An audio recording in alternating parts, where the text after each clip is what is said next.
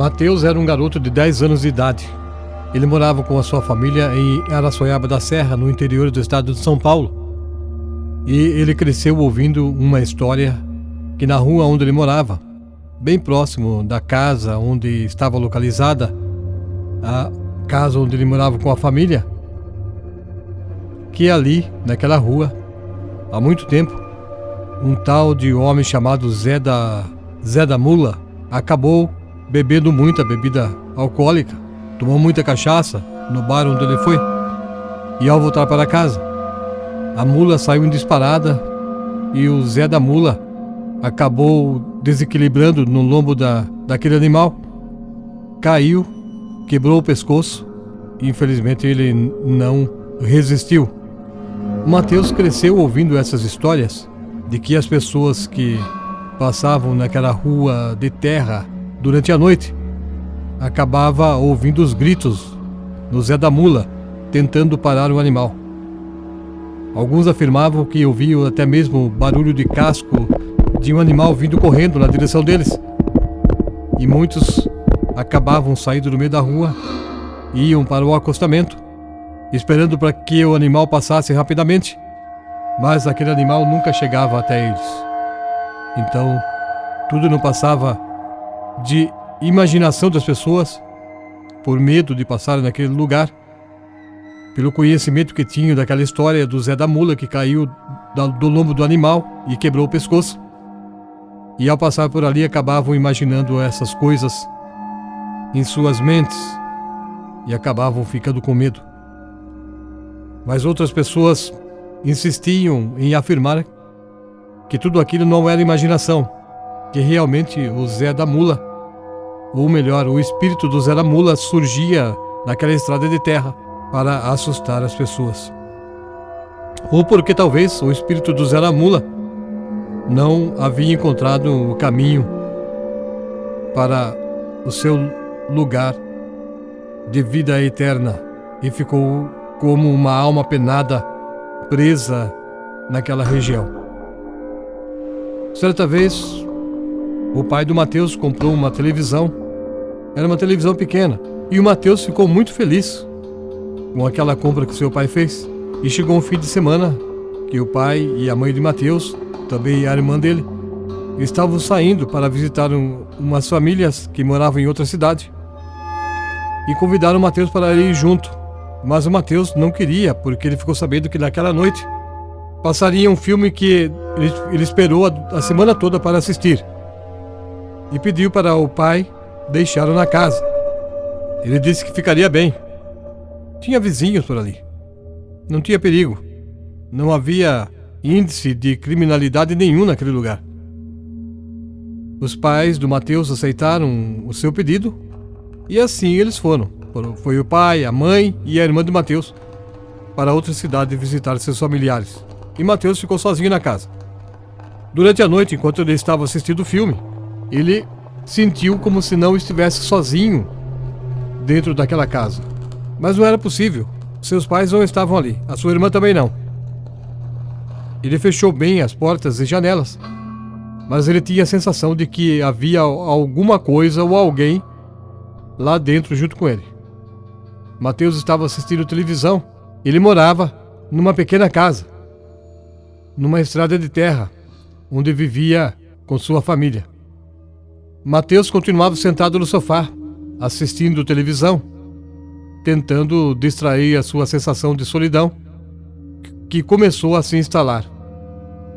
O relógio na parede marcava 10 horas da noite, quando de repente ele ouviu um sussurro vindo do corredor. Mateus! Mateus! Aquela voz murmurou, baixa e sinistramente. O coração do Mateus deu um salto em seu peito. Ele olhou ao redor, procurando a fonte do som, mas não viu nada além do escuro corredor vazio. Quem está aí? Perguntou Mateus. Sua voz estava tremendo um pouco. Não houve resposta.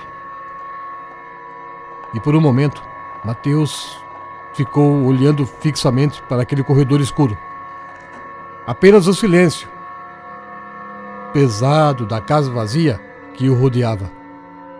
Então novamente veio o sussurro. Mateus.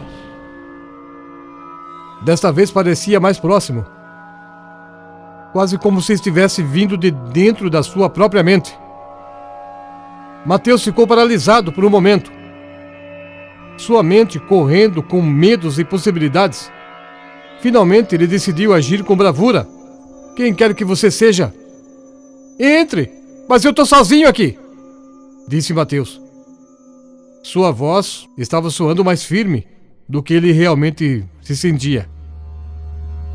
De repente, houve uma falta de luz.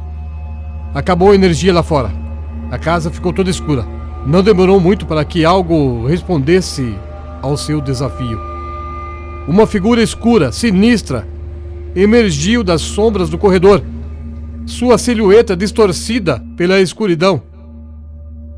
E Mateus pensou: era o bicho-papão, uma criatura que Mateus havia ouvido falar em histórias antigas contadas por seus avós.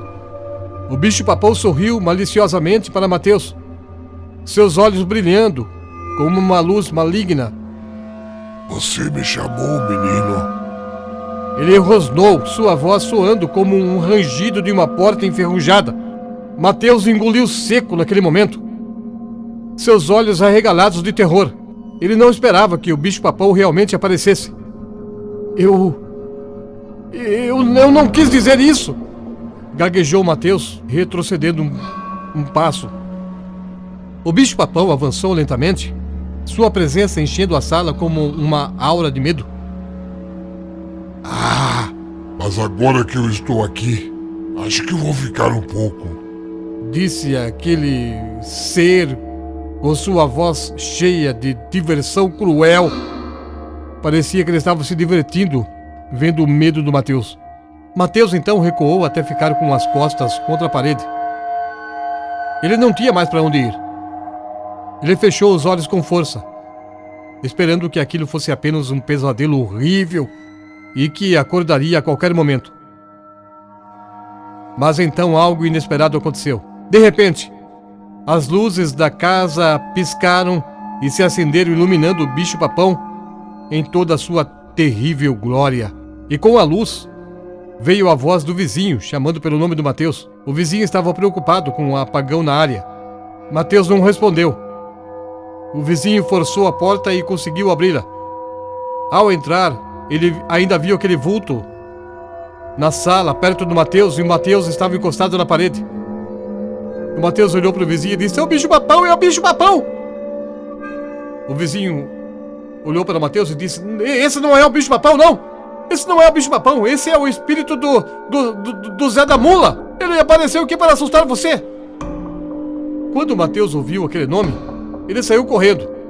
E o bicho-papão, surpreendido pela luz repentina, soltou um grunhido de desgosto e desapareceu nas sombras, deixando Mateus e aquele homem juntos lá na sala. O homem levou o Mateus para a casa dele. No dia seguinte, quando os pais finalmente voltaram para casa, Mateus mal conseguia acreditar que tinha enfrentado o bicho-papão e falava para os pais com alegria, dizendo: eu enfrentei o bicho-papão. O bicho-papão apareceu aqui e eu não dei moleza para ele. Até acabou a energia. Ficou tudo escuro. Mas eu fiquei aqui dentro, enfrentando o bicho-papão. Eu falei para ele que não tinha medo dele, que ele fosse embora de casa. E em poucos minutos o bicho-papão não viu outra alternativa a não ser ir embora daqui. Enquanto ele estava falando aquela história para os seus pais, o vizinho estava lá fora, ouvindo aquela conversa. O vizinho sabia que o Mateus estava apenas se mostrando que era corajoso, mas que realmente não foi aquilo que aconteceu. O vizinho sabe que, no momento que ele entrou na casa, o Mateus estava paralisado, encostado na parede, tremendo de medo. Mas claro, o vizinho não desmentiu o Mateus e a história continuou assim, como se o Mateus fosse um garoto muito corajoso. Então o pai do Mateus olhou para ele e disse: ah, que menino corajoso que eu tenho. É lógico, o vizinho percebeu que havia sarcasmo naquele comentário do pai do garoto.